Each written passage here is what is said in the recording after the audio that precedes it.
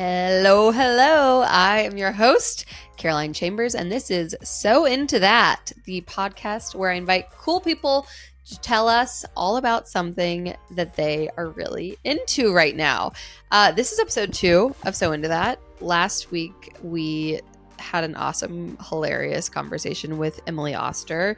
And guys, that first week, we managed to make the top 10 worldwide trending podcasts on Apple Podcasts, which is like, I don't know, I guess the place where if you're going to trend, that's where you want to trend. Unreal. Thank you guys. Thank you for following. Thank you for rating. Thank you for reviewing. If you have not done so yet, please do. I am very new to the podcast game. As stated 30 seconds ago, this is episode 2 of So Into That. I'm very new to the podcast game. I know one thing, and that is that I friggin' love to chit chat. And so that is why I am here. And I'm learning the, kind of technological side of turning your passion for chit chat into a media venture. But what I'm told is that liking, following, rating, all anything that when you're clicking on this podcast page, any options to engage with this that you can possibly do, follow, rate, review, please do them, because that will help this podcast be successful and make sure that I get to keep chit-chatting with amazing people who otherwise would never have wanted to chit-chat with me, will keep chit-chatting with me. And that is something that I think we all can agree is a worthwhile pursuit. Guys, this week's guest, last week we had Emily Oster. How could we top it? Well, I don't know if we ever can, but what we can do is continue to get incredible women on here to share the things that they are into right now and just share like a little bit about their success, why they are who they are, what makes them tick. This week, we are chatting with Deb Perelman of Smitten Kitchen. In my eyes, Deb Perelman needs absolutely no introduction. Like, Smitten Kitchen is the OG food blog of all OG food blogs. She has been around forever. If you ever need me as a recipe developer, if I'm ever like, okay, I want to develop this recipe with, chicken and pasta, and I need to make sure all the timing is right, I go to Smitten Kitchen and see like, okay, when did okay, she did something with pasta and beef. She timed it this way. I use her as a resource for so many recipes that I develop because she does not miss. So many food blogs are under-tested, underdeveloped. You spend all this money on time, money on your ingredients. You cook the recipe. It doesn't turn out like it's supposed to. Deb would never do you dirty like that. Deb is queen of precision.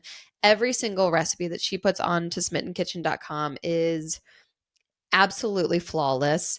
We get into that a little bit as the world of like food media is changing with TikTok and Instagram. She, it's not just about the blogs anymore at all. We talk about how her business is evolving, how she's evolving as a recipe developer, and what that's meant for her. She is funny. She is kind, engaging.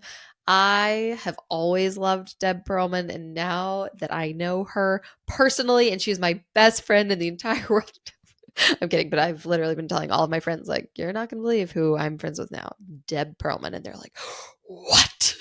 You spoke with Deb Perelman? Yes, I did. And now all of you get to hear it too. Here is Deb Perelman. That was a cute voice crack. And before we go, let me just say, one of the things that really annoys me the most about like internet people, influencers, is when they're like, big announcement coming, in 2 months, and they like give you no details, context, anything, and you're supposed to just like it. I'm like, bitch, I don't care if you have something coming in 2 months. Just when it's here, show it to me and I'll click it and I'll support you. But like, I don't have time to like anticipate this thing that you're not even telling me what it is. All of that being said, I have to throw it in there that after we recorded this, I emailed Deb and asked her for a favor that I cannot talk about for a couple of months. So I'm sorry, but I had to acknowledge that I think there's so much, potential competition in a field like, food blogging or being a food creator. And we all try to carve out these niches for ourselves. And when you meet a woman like Deb Perelman, who is so willing and generous with her time, willing to do whatever she can to help out the career of a fellow woman in the same industry that she is, we got to applaud that. So I'm sorry that I'm giving like a fake teaser. Don't unfollow me. I would unfollow you if you did this, but don't unfollow me. But Deb, thank you for doing that nice thing that you did. And I'll tell all of you what it is in a couple months. Here's Deb Perlman. Okay, I'm going to kick us off with what I am so into right now. Okay. Are you? I'm ready. Okay. So it's the holiday season. Mhm. It is early December. And something that I've only recently discovered, I was invited to one last year, is a favorite things party. Have you ever been to one? No, I haven't. Are you familiar with the concept? No, it sounds fun though. I'm excited that I get to be the one to tell you because you need to host one. It's so fun. Okay, so my friend Ashley has been hosting this party for like 10 years now, and she's actually inviting me every year, but I live down in Carmel. She's up in San Francisco. It's a long haul. I've never made it a priority. And last, you know what? I'm going to go up, have some festive cheer with my girlfriends up in San Francisco. It is a party where it's basically like a white elephant concept. Everybody brings one gift and you put them all in the center. You go around in the circle. Everybody draws a number. You go around in a circle and you each pick a gift. And then the fun part is that you can steal the gift from each other. Each gift can be stolen twice. But instead of just any random gift, like it is a favorite things party. So it's your favorite thing from the year before. So it's your favorite thing of 2023. It's your favorite thing of the year and you like get to share it. And so basically someone like picks your gift, based on how good the wrapping paper is and open in front of everyone. And they're like, okay, it's what did I do last year? Last year I have this like no hangover margarita recipe. And it depends on how many you drink, but there's no added sugar. So it's like, it became very popular because you can, have a few and not feel so bad the next day. And so I did this like box with like a big thing of my favorite tequila and then the ingredients for it, like kind of all around it. And I like won the party. It got stolen so many times. I've never felt so amazing in my life. And so the party is tomorrow and I'm, having an absolute panic attack about my gift. What are you going to bring? Or you don't want to ruin it? Well, by the time I'll ruin it. Be next week. Okay. I'll ruin it. So I'm bringing my favorite white t-shirt. I'm wearing it. Nice. Are you a white t-shirt wearer? It's a not specific. A white t-shirt wearer. Yeah, I wasn't either until I happened upon this white t-shirt, and now I'm a white t-shirt person. Okay, so my I'm thing, black tank top person. yeah. Okay, I like that. I used to be like a white tank, but I'm also a slob, so I don't have that. I can't be a white. I can't. That's not an option for me. Yes, people are always like, "How do you wear white t-shirts when you're in the kitchen cooking all the time?" And you have three. I have 3 small children. Wow. And a lot of bleach in my life. I guess I do feel like sometimes when I'm cooking in black, I just end up looking like there's indecent like things there's like white schmutz like all covering my entire body. It's not good on flour days. Yeah, no. It's not good on baking days. Yeah, it's not the move. Like when there's a flour and water situation, that's not the move. I'm wearing so that's what I'm into. That's awesome. Yeah, they're so fun. I want to invite you to one because you'd be. I want to go. I definitely want to go. I can't wait to jet off to San Francisco. I was gonna say. I would be like so boring. I'm like I don't have one specific like purchase lately. I would say what I'm generally into right now is I just finished a lot of travel and I'm in New York City and it's the holidays. Like the holidays are starting and I just love this time of year in New York. I love the fact that like I can see like orange and brown leaves outside my window. You have like the end of fall, which I feel like doesn't get as much attention as like the beginning of fall, but like it's still so pretty. But you also have like the Christmas tree stands and I love like walking through them. And by the way, I'm like the Jew who loves Christmas. I just like, we don't have a tree. We don't celebrate it, but I enjoy the season. I like the lights, the festivity. I like all the smell of the cut trees. I love like getting peppermint hot chocolate with my kids. Like, so I kind of love all the stuff. And once in a while I have to travel in December and I always feel kind of bummed about it because I really actually like being in New York in December quite a bit. Because everyone in the world is coming to New York in December. We're like excited about the tree lighting. I get that you'll be posting this next week, but like the tree lighting. So like we love this stuff. So I think it's really fun.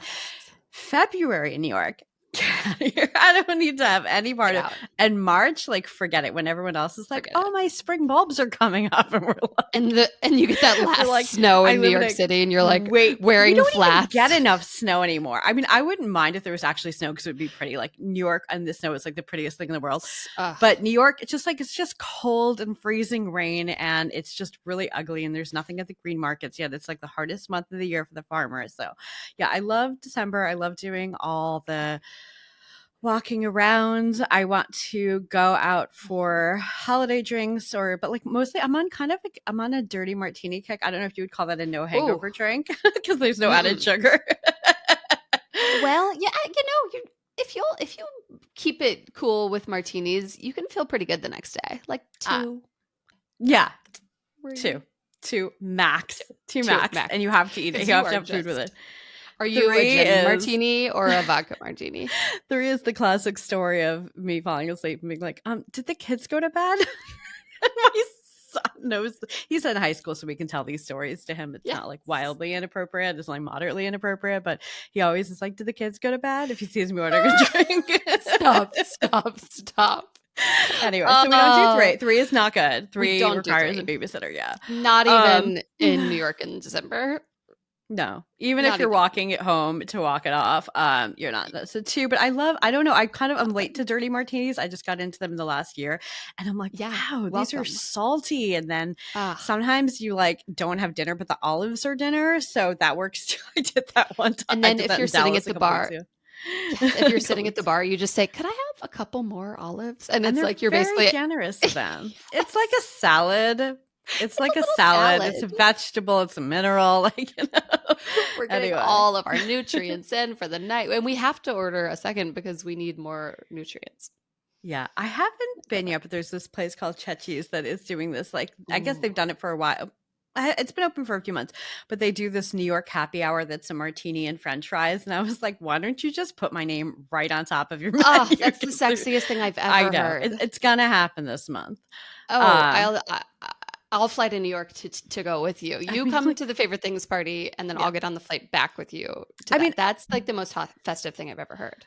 I'm like, I often have favorite things, and I get really obsessive about them. I just don't think I've made any like really great purchases lately. Like, I like this lip gloss stuff, but it's like, not a lot. I don't know. No. Are you kidding? New York at the holidays is the best thing that I'm so into that I could ever hear of. But the favorite thing is it's a real task because even if you haven't bought something, like you have to go deep. Like the margarita from last year, like it wasn't particularly a product I had bought and fallen in love with, but it was a lifestyle that I was submitting to in a big way. Like you're in your martini era right now, and I was like, I mean, I still am deeply in a margarita space. Wait, did you answer? Are you a gin martini or a vodka martini? Gin. Dirty. Okay. See, I can't drink gin because when I was 13, I drank gin. Your son is how old? I was going to say these stories hit so different when you're 14. When you have a 14-year-old.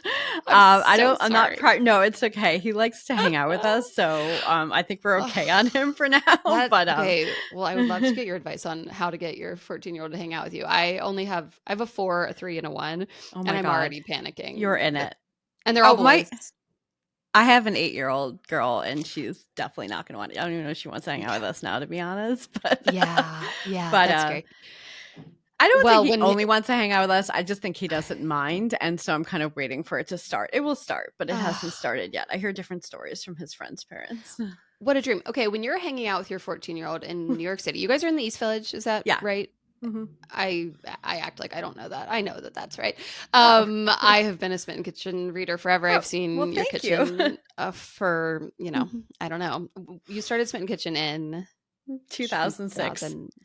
2006? Which is so crazy because I must have been like 12 when I started it based on my age now. When you started it, 2006, you didn't have children. Do the math, Caroline. So I had my son in 2009. So I did not have kids yet. I'd just been married about a year, like a little under a year. And I'd had been blogging before, but not always about food. And so I'd been blogging since 2003. I just had a site called Smitten. It wasn't like some big secret. I used to just write about everything because you didn't really need to have a topic, but food was coming more and more into the center, and like dating and life in New York, obviously a little less since I met my husband just a few weeks into writing about dating online. So that was could not write about dating anymore. That wasn't that would have been very weird after we were married. It would have been off. So I decided I wanted to but I was really enjoying focusing on food, and I did not feel like I would ever run out of content. But I also did not think it would last very long because I had no idea what I was doing. I actually often quite still feel that way. So I had no idea what I was doing. And but that was, so I thought it would last like 6 months or 5 months. And anyway, here we are. I have, like I said, I've read Smitten Kitchen forever. So many of your recipes are my staples. Your pumpkin bread with the crackly sugar crust is one of the best foods that I know how to make. I'm so happy to hear that. You've been around forever. You're like very much, I don't know, like the fairy godmother of the food blogging world. I hope I hope you know that. It is so, anyone who is in this industry looks to you for, advice. And how did she do that? The food blogging world has changed so much in the past few years. Like, I am not really a food blogger, but I'm like a Substacker, and I do stuff on Instagram, and I don't really ever know what to call myself. You on Smitten Kitchen, there used to be a new recipe up every other day, every week. Nowadays, we're getting like on the blog itself on smittenkitchen.com, we're getting like a recipe a month, and it rocks. And you can tell that that's the recipe of the month. But that's changed. That's a big shift for you. What are you now like really, what do you wake up and you're like, this is what I am focusing on today? With like the changes in the food, internet person land. There's TikTok, there's Instagram, there's Substack. What's getting you going? I still, an ideal world. I mean, this is not a good example because the last couple of months I've been way underground with stuff, but things pull me out. But it's still actually my favorite place to be. I feel like I'm not supposed to say that. Like, I'm supposed to be like, I'm into TikTok now, I'm a YouTuber now, but actually I really still love that space, and I will be everywhere else. And I like being in other spaces, but it's still what I consider like my base, and I'll still be back there. In fact, I do actually have finally a new recipe going up today, so we'll hopefully end the drought. But it was like, we had like a few weeks of horrible world news, and I didn't really feel like being online. And then right after that, I went into this most of the last 4-week book tour. So I can't do it. I won't do it badly, and I won't do it half-assed, and I won't do a recipe I'm not excited about, and I won't rush something out the door that I feel like isn't worth the quality of cranking up the old blog apparatus. So I just kind of like, I do set kind of high, like maybe unfair standards for myself, but I just won't do it if it can't be like right, or like a recipe I'm really excited about. So that's where I'm at. In an ideal world, I would say I would still update once a week. I would probably settle for 2 to 3 new recipes a month. Like, if I was a consistent planner, I would, because my favorite thing is still just to wake up and cook what I'm feeling like cooking that day, or because I know what I want my next few recipes to do. Well, I'll have a chance to execute them and shoot them and video them this week. We'll see, because a lot of other things happen. A lot of other things happen. When you post a recipe to smittenkitchen.com, are you also creating a TikTok, Instagram video? Like, are you doing a full rollout, or will you just kind of throw it up on the blog and see if your old school people see it? I will throw it up on the blog. I will put a post on Facebook, Twitter, Instagram, Threads. I'm not as active on like Blue Sky yet. I guess they should. I basically will meet people where they are, and I always have. So I will do. Then I create a video. I usually have shot a video too, and I may not have edited it right away, but then the next day or so, I might get it. Sometimes I have the video ready sooner, and I'll put it up on TikTok, and then maybe Reels in the next few days. Sometimes I have it all at once, but since I'm doing everything myself, it's not always. But I do like it. It's just that, like, what I just described is 2.5 full work days minimum from the point where the recipe is ready to shoot. And so if I am like traveling a day, or I'm doing a conference, or I'm a speaking engagement, or any other things going on, podcast interview. No, this is not it. This is fine. This is a small thing. Not small, not derail. No, small, tiny, small derailment of my day. Tiny. Not like so many things derail my master plans of content creation. I'm like, oh, December, I'm going to do 12 days of sheet pan dinners and blah, blah, blah. Yeah. And then, oh my God, it's December 1st. And like holiday turns out- concerts, gift gift exchanges. exchanges. Every single kid in my son Mattis's class is born in the month of December, apparently. Every single one. Oh my God. So there's that. And yeah, it just gets derailed. And I feel, I'm sure the amount of food creators out there now is insane. When you started, I don't know how long it took you to get to this point, but it was like you went to smittenkitchen.com for recipes. Like there were a lot of other people out there when I started, but Sure. not as many as are out there now. But like there Yeah. were definitely people who've been blogging longer than I have and still are. Yeah. So the sheer amount of content out there, and especially food content, and I'm like, how are these people cranking out a recipe every single day? Some of them. I don't know how Do people you it. ever feel like, shit, I'm not doing enough? Or are you just like, whatever, I didn't have time, I'll put it out when it feels good? Like, what's your both what's your things mental every space? day, all Yeah. day, every minute. But in general, I do feel like I've done enough. I don't think I've done enough, but I also feel like I have enough on my site that I don't want to like bring down the average quality by pushing something out the door that's not ready. I did not worry about this in 2008. I'm not saying those aren't good recipes, but it was different when it was a lot less. Now I'm like, if I'm going to update, it should be a worthwhile update. It should be like an absolute like mic drop of a recipe. Like, and so I'm not saying it can't be like a simple weeknight pasta too, but I just mean like I have to feel like there's something I really want to say about it, because I don't feel like it's a good use of anybody's, as there's more people there than there have been. Like, it's a good use of any. I want it to be like a value add. Sorry, my headphones keep shifting off. So I want it to be a value add, but within reason. At the same time, which I think I love doing on Reels and TikTok is I love taking old recipes and revisiting them. That's really fun for me, because sometimes I'm like, what is up with this cake from 2008? Like, why are there 3 egg yolks when I could have just used like 1 whole egg? And like, why am I sifting? I haven't sifted in like at least a decade, maybe 2. So why does this say sifting? Probably in the beginning, I was working from a cookbook author's recipe who I really respected, and I didn't want to like mess with it too much. And now I am absolutely savage about these things. And so I love reworking old recipes. I love sort of like cleaning house a little bit, not cleaning houses and getting rid of people, cleaning houses and like, doesn't this closet look better than it used to? I love when I go back and I see that I've kind of brought it up to like what I want it to be in 2003. And so you were talking about all the stuff you want to do in December, and I'm going to tell you what I've told myself I'm going to do next year, but do not hold me to it. I am going to try. This is so hilarious that I think this is the year it's going to happen. I'm like, I have these notes for myself in my calendar. I'm like, hear me out, Deb. It's October 1st. You start working on all of those Thanksgiving things you want to reshoot in October. Thanksgiving. And I'm like, hear me out. It's November 1st. You start working on all that cookies and holiday stuff. And here, like, so I have these notes in my calendar. I'm going to laugh at them when they come up, but I'm going to see if it goes a little better, because it's mostly that crunch when you're in the weeks before the season. It's so hard to do it. Oh my God, it's so hard, because we've also got our own, like, we are actually, we're expected to help people host their Thanksgiving dinners, but we're also having to on the week of Thanksgiving, you're not putting out content unless you're not the one hosting. You're not the one hosting. And perhaps you've never hosted in your life if you're putting out these like 20-step mac and cheese recipes that you're expecting. Yeah, that's the other thing. I'm like, I definitely like my ideal menu. Nowadays when people ask me like what they should make for a holiday, it's changed so much, where I'm like, are you bringing one thing or are you making all the things? If you're making all the things, let's talk about this salt and pepper roasted Brussels sprout kind of situation. If you are making one thing, throw it in. Let me tell you about this 10-step salad that's like, oh wow. But like, you should not be doing 14 ingredient dishes multiple times over. That stuff will kill you. The New York Times did their, they do a Thanksgiving roundup. It's all these amazing food creators that contribute. And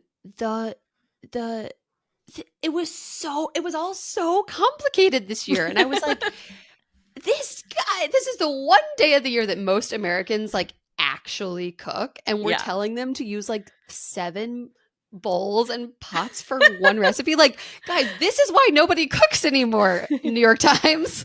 What have you done? But then I think the only one I really looked that closely at, and probably because I was just busy with my own stuff, but I saw Claire Saffitz did this, like, I did a pared down Thanksgiving. Here's everything I did in the time that the turkey cooked. And I was like, now that is real life. Now, I love those aspirational dishes, but there are for when, like, if something is complicated or uses a lot of bowls, you're making one thing like that, maybe two for a party. You're not making multiple things. And so, yeah, I felt like hers looked really like real life road tested, and it felt like honest. And I'm like, I would follow that. Yes. I would do that. Yeah, Claire is good stuff.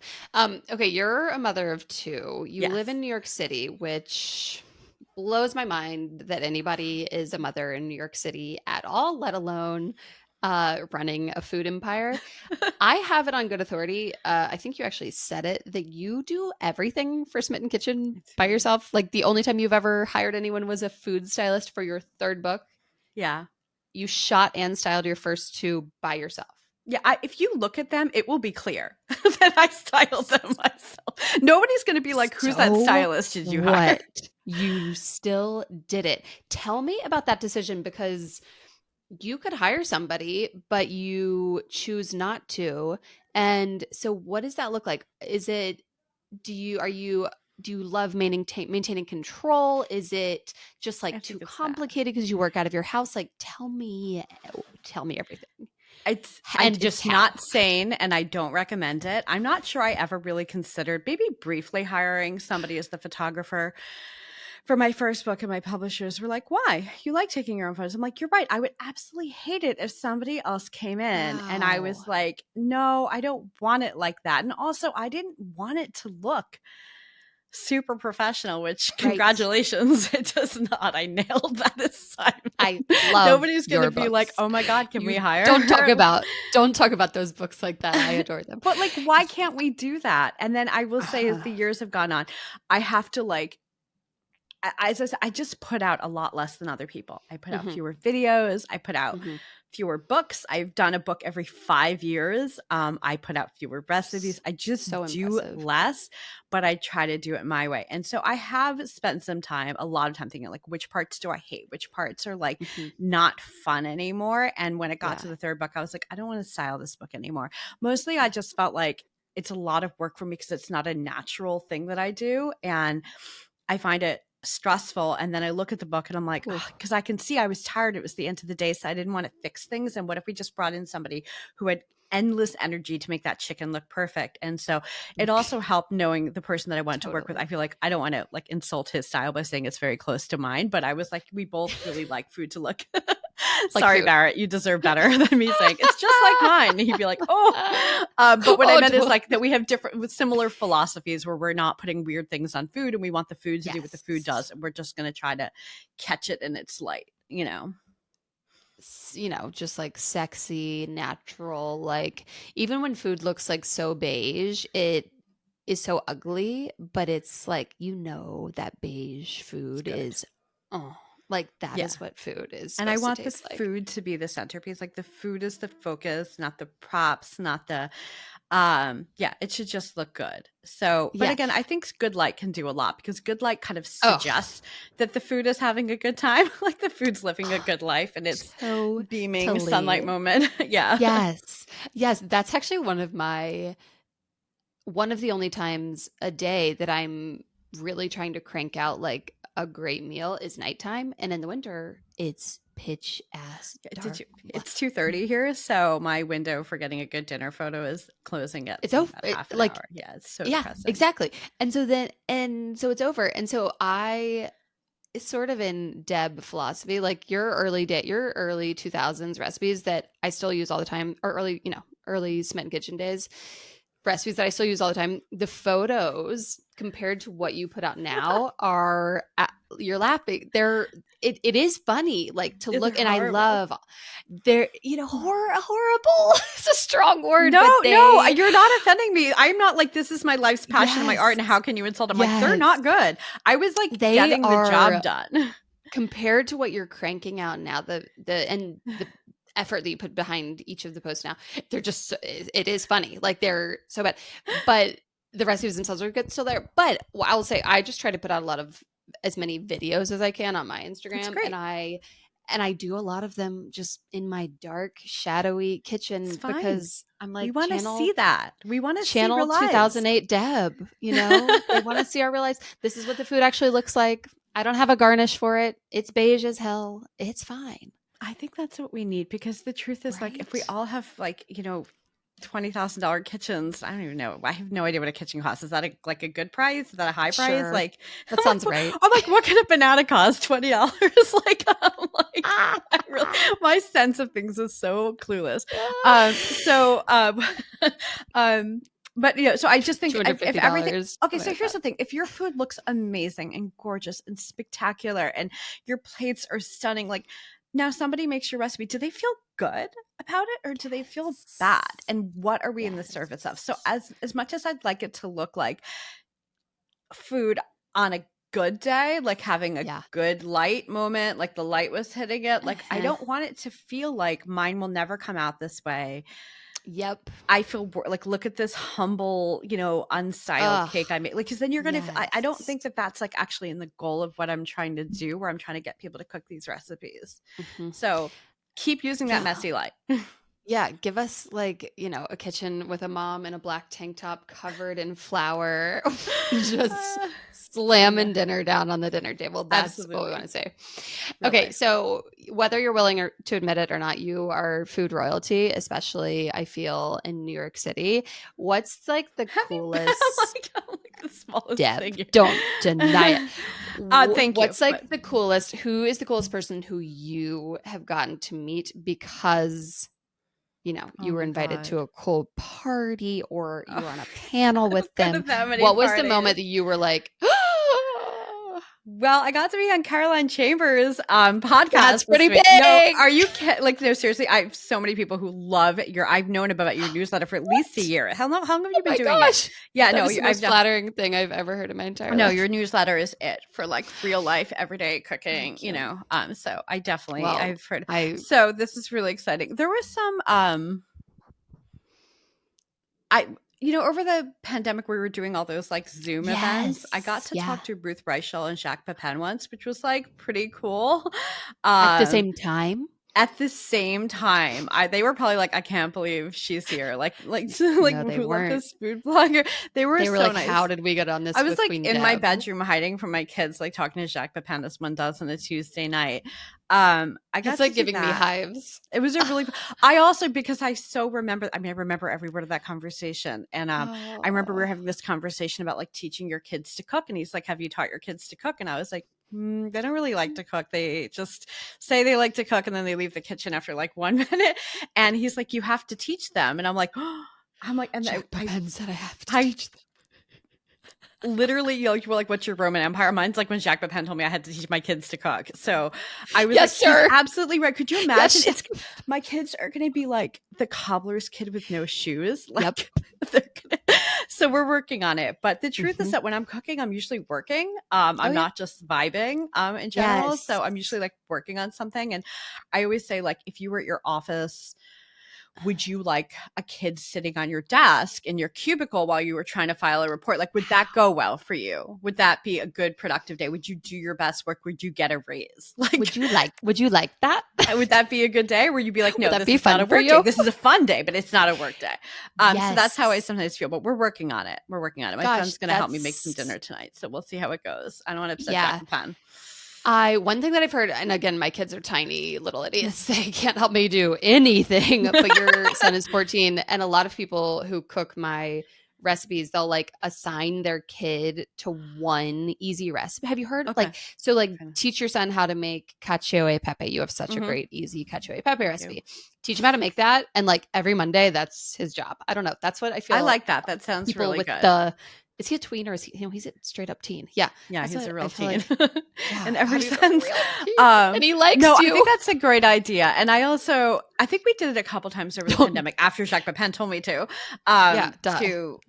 we had him like, we had them pick a recipe from a cookbook, but we had a little more downtime back then. We But sure did. I'm also working on right now. I tried it last night, which is what I mean by working on it. But I like set up 2 cutting boards with 2 knives. Yeah. And I felt like, I'm also all for just kind of letting, I feel like all those kids' knives, I mean, again, different philosophies, but like all those kids' knives I bought have been so dull that I was like more worried that they were going to hurt themselves with it. Right. So I end up, maybe they get a paring knife instead of a chef's knife or a smaller chef's knife, but something. Okay. And then but you're watching them, they're like right there. And are you saying, hold it like maybe, this? Could you, do it like this? Could you cut and he's this basil? Down for, okay. Yeah. And then you can both get the job done. Yes. But they can do a little like, could you just chop the carrots while I work on the other vegetables? That's what we're trying. Again, literally one success. We've had one success. One success. One oh success. My God. Jack Pepin is just he's somewhere listening to this podcast going, she did it. Deb, she's done it. I mean, I think I actually think my kids think they know how to cook, which is a whole other thing where they're like, of course I know how to cook. My mom's cooks. I'm like, that's not actually how it works. Not osmosis. I can relate to that, except for instead of my kid, it's my husband. Does your husband think he can cook, or can he cook? My husband can cook, and but he follows recipes. On the blog. He follows recipes. No, but he follows recipes. Like he makes the French toast in my last book. He makes he can follow any recipe to the point that I've told him he's very excited about his new job. So excited. I have told him I want him to be the recipe tester for my next book. I'm not working on a new book, but I had this idea, like I don't like hiring outsiders because I feel like I don't really know how it came out. But what if I had somebody who I knew very religiously followed recipes and would do completely, literally exactly what it told him to? And if there's a mistake, it's mine, but I'll see it and taste it. I was going to say, and then next to you me. Actually get to taste it for dinner. Yes. And I'm not like trusting somebody's emailed notes. Is this the most brilliant plan you've ever had? Wait, maybe by the time, if history repeats itself, your next cookbook will come out in 2027. 5 years and I'm not from working on anything. Your son will be 18. He can be your recipe tester. I'm so sorry I just said that. I'm so sorry. No, so delete. Because no, delete. It's terrifying that I didn't say that. First of all, the difference is that my husband he listens. Right. He follows directions. Right. I'm in cooking. Right. Well, I'm jealous. My husband has this real false sense of bravado in the kitchen. And I think it's he osmosis is it from me. The false sense of bravado. Osmosis is that from me. And then is oh, I'm going to make buttermilk brine bacon wrapped quail tonight. And next thing I know, the entire kitchen is I can't even, it's Chernobyl. It's in ruins. It's an absolute bomb site. The children are all running around with marker all over their hands, feet, penises, in their eyeballs. I'm what happened I can see that here? So yeah, that's the one. I can see that. I've definitely heard that from other people who's but they're I got my husband your cookbook because he refuses to follow recipes and he thinks he already knows how to make these things. But if he could just follow the recipes, we would actually eat a good dinner tonight. So, but I actually think that's great. I mean, not everyone. I'm a recipe cook, and there's nothing wrong with it. Obviously, I don't think anything. Some people are vibes cooks, and some people are recipe cooks. Some people are blend thereof. But I'm really a recipe cook. If I've made something one way and I liked it, I want to make it that way again. It's not that I can't remember it. I don't want to remember it. I've got enough in my head. So I want to make it exactly that way. When you're developing a new recipe, do you fully write it out 100% and then get into the kitchen and test it? Or do you, because you said you're a recipe girl, I'm a vibe girl. So I get into the kitchen. It's also a shit show. It's similar to George cooking. And I have a little notepad. I'm writing things down, but really I totally write it after. But it sounds do you write it first and then go in and test it? Yeah. Not exactly. I write what I consider the framework of the best case scenario of it working. I'm obviously going to change a ton of things. I might leave half of it out, but I want to start with just something where I know what ingredients I'm taking out. And I remember last night I wanted to do the sort of Vietnamese pork chop. I wanted to take I'm going to say, I don't know if I'm saying right, the nuoc cham, with the fish sauce and the lime juice and the garlic. I wanted to take that and kind of make it a caramelized sauce, but also use it for a vinaigrette. I have sort of a version of this on my site where I've done it with a think I call it like a garlic lime steak and noodle salad, where you put it like sort of put it as a dressing on the salad, and then you kind of marinate the steak in it. But I was just, again, so I had an idea, a framework, and then I didn't follow it at all. But just was it delicious? it was good, although it was definitely a stressful evening where my husband he threw the sauce in the garbage because he thought he was time to clean up. There was a miscommunication. I apologize. We also have I that did not handle it with grace. I did not handle it with grace or equanimity. I'm sorry. I have to be honest because it's not fair. And then I apologize Speak later. your truth. I was tired. Yep. I wanted that sauce. We have that. I know. I didn't want to make that sauce again. I didn't want to make that sauce again. And they're like, I was like, I'm so sorry. I just didn't want to make the sauce again. My husband every single time is like, you said you were done with it. And I'm like, there's no way. You have a microphone in my kitchen. You said clear this. I literally just made it. He's like, you don't listen to anything I say when you're in the kitchen. I'm like, so hard. It's so hard because you're also hungry. You're also so hungry. And like, I'm trying not to work. Sounds like you do this too. Every meal I cook, I am working. I cannot, unless I have made peace with that a little bit, just because I'm like, you know what? Let's just, well, actually, it makes me more interested in weeknight cooking. Yeah. If I feel like I'm trying to do an early iteration of something where I'm like, you know what?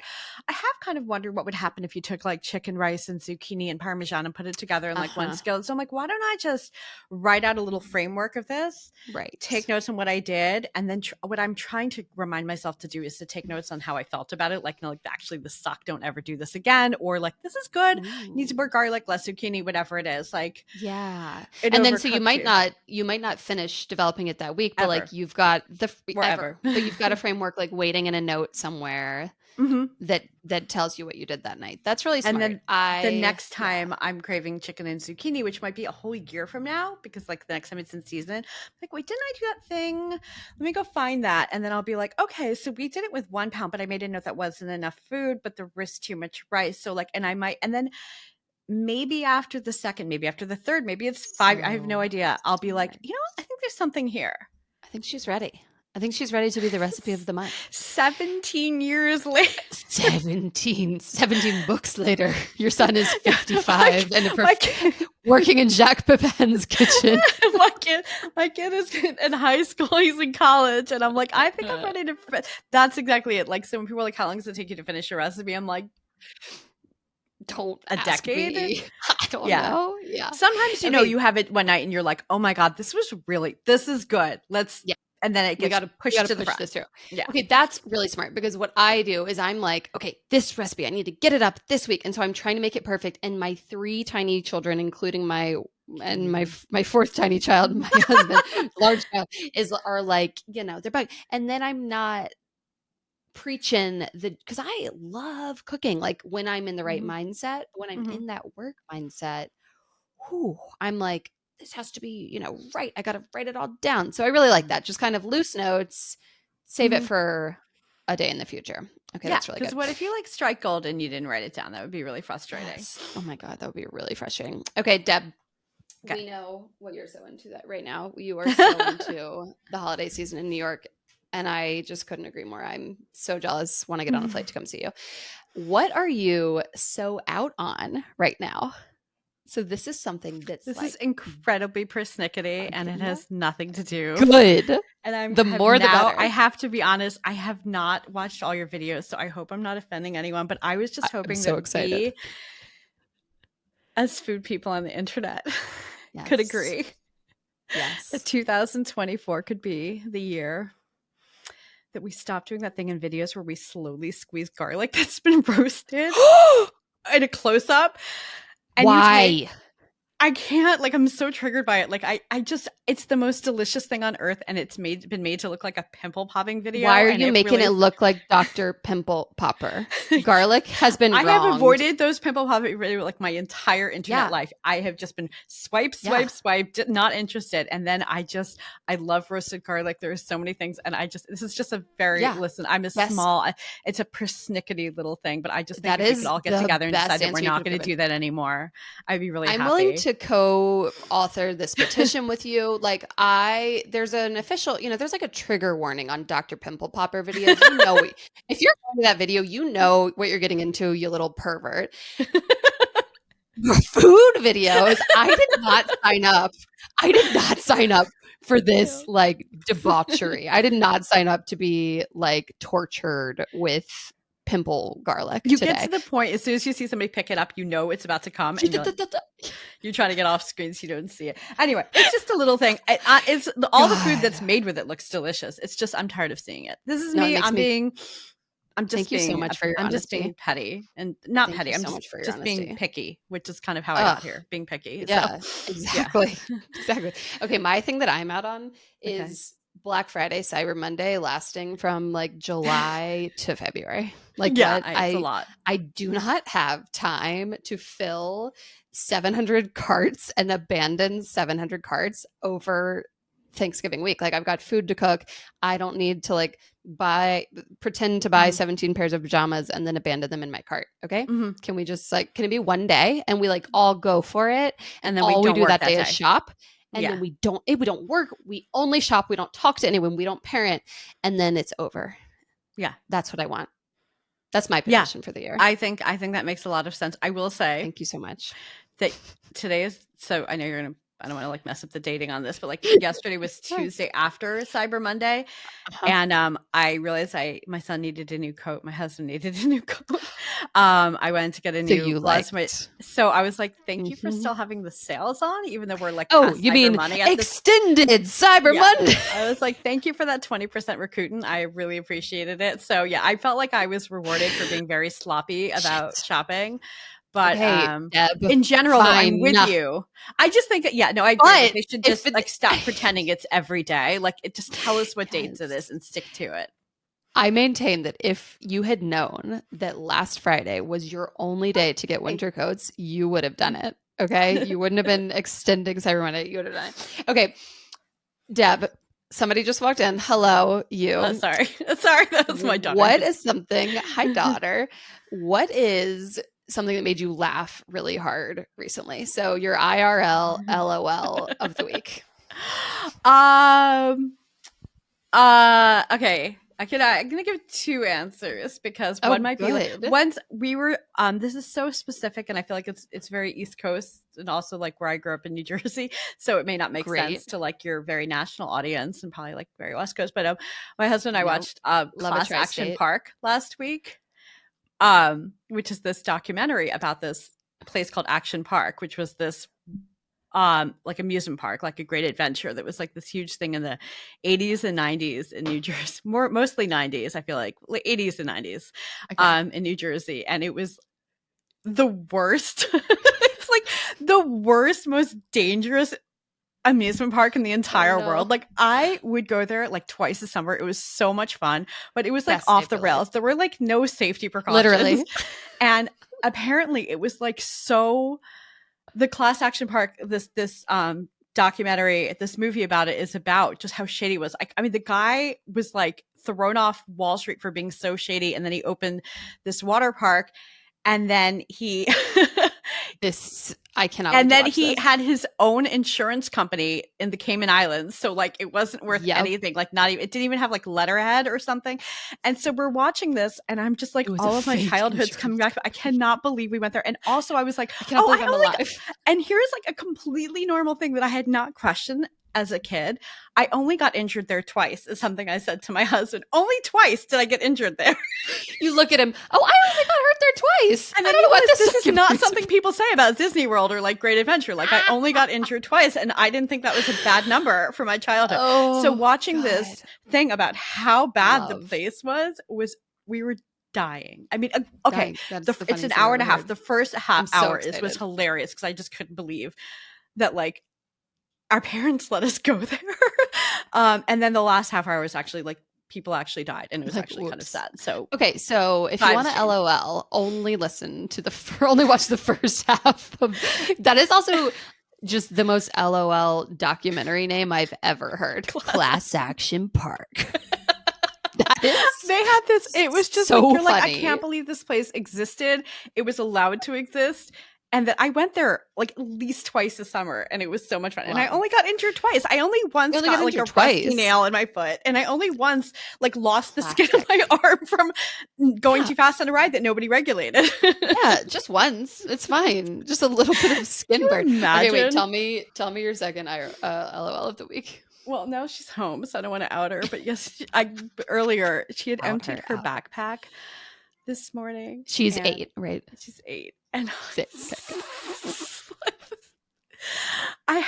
it was like a pom pom, a stuffed animal, a vial of glitter, some dried Play-Doh, have a crayon, sticky notes from her friends. Like I can't even like I had from Annie like little girls, like everything's little Little girls, and pink little and girls. shiny, and I'm like, it was like. She was like, my backpack's too heavy. I have to empty it. And then she left the stuff. I'm like, what's in here? Oh, shit, your backpack's too heavy. Hi. She's right here. She's like, what are you talking about? It was Mom, so cute. I couldn't believe the stuff that she had in there. It was like very that's cute. like Sorry, just the most endearing thing that I've ever heard. It was very cute. Like their little treasures, like their little notes, their little books. Treasures. That makes me happy to hear that treasures still. She's like, Mom, what are you talking about in there? Mom? She left it out. I mean, it wasn't like it was just like so cute, like just to see like the inside of their mind. If you leave your treasures out, I'm gonna look at your treasures. Sparkles and pom poms. Yep. Okay, my IRL LOL of the week is that my parents were here for Thanksgiving. Mm-hmm. My mom just turned 70 on Thanksgiving Day. We love you, Mom. She's gonna kill me for this one too. So we're both in trouble with the women in our lives.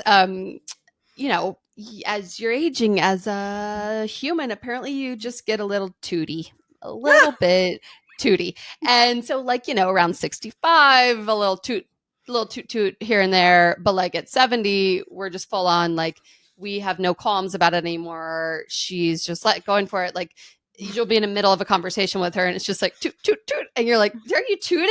She's like, yes, I am. And I'm like, okay, I didn't know that we were doing that. Okay, so our last night here, I'm hugging her like goodbye. I won't see her again. So this is our goodbye hug. She lives in North Carolina. And I go and I give her a huge squeeze and I squeeze the toot right out of her. It's like a foghorn. And I like am trying to let go. And she's like pulling me tighter to her tooty body. And she's like, what? Just because I toot means you don't fucking love me anymore. And she's like a thick Tennessee accent. And my dad, when my mom is like a ridiculous, hysterical person. And my dad is just this like thinker and he's very cerebral. But he loves my mom so much. And when she really gets going on doing something absurd, he just starts to cry laughing. Like he can't even like laugh out. And you know, seeing someone else laugh just like makes you laugh. And my poor husband is like, oh, just like disgusted. And we were all just like in our kitchen, you know, we've had like 4 bottles of wine the Friday after Thanksgiving or whatever. And we were just like crying, laughing. And I would have been so on good. the floor. I was wondering how your little funny. boys, because there is no way. We are always like, oh, I have the humor of a little boy. No, I don't. They have my humor. Yes. I'm like, I have the humor of a 14-year-old boy. No, I have a 14-year-old boy. It's my fault. I did this to him. I did this because guess what? Farts are funny. They will never not be funny. Like our boys are so crass about toots and potty stuff. And like, it's because we laugh and we think it's because it is. And then we're like, stop laughing. It's not funny. Yeah. Yes. My mom is always like, don't laugh. If you laugh, they'll think it's funny. And I'm like, it's funny. It's funny. It's too. That ship has sailed. That ship has sailed. It's so funny. Okay. Last question. Ugh, I never want to let you go. But Deb, I know that when you're cooking, you're thinking about other recipes now, but what do you cook when you absolutely do not feel like cooking? And I want this told to me, Deb, in like the way that you would write a Smitten Kitchen. Like when you write your post, but I'm like, I have to make that. So give it to me.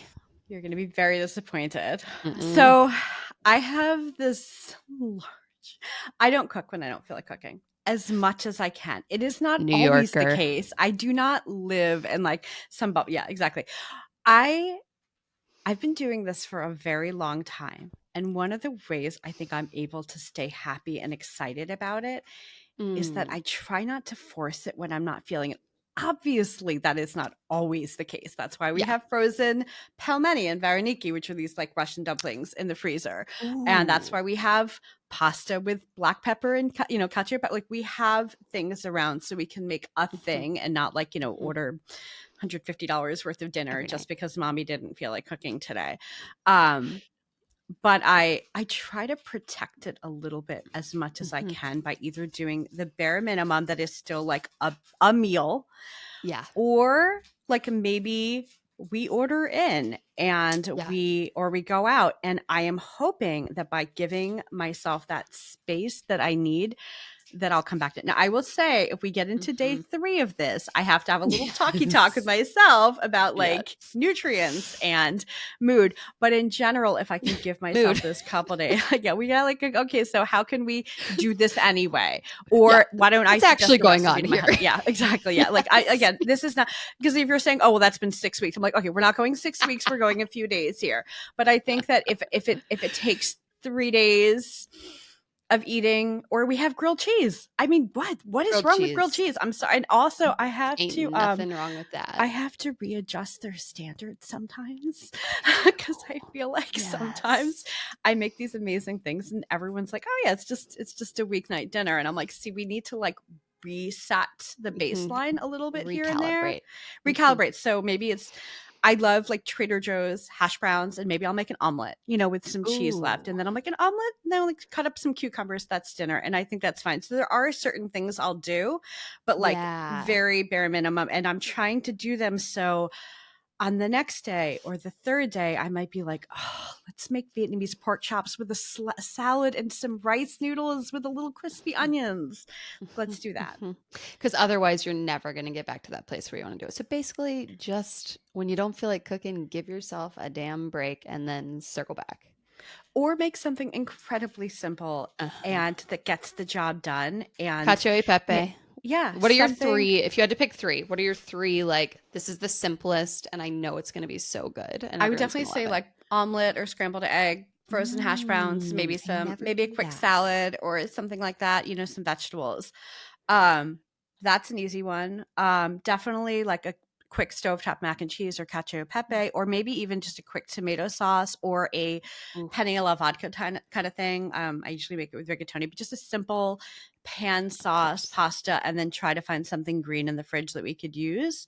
I would say a third one is maybe frozen pot stickers. We get these mandu that I really like that are pork and vegetable. We usually get them at H Mart, but they're pretty hearty.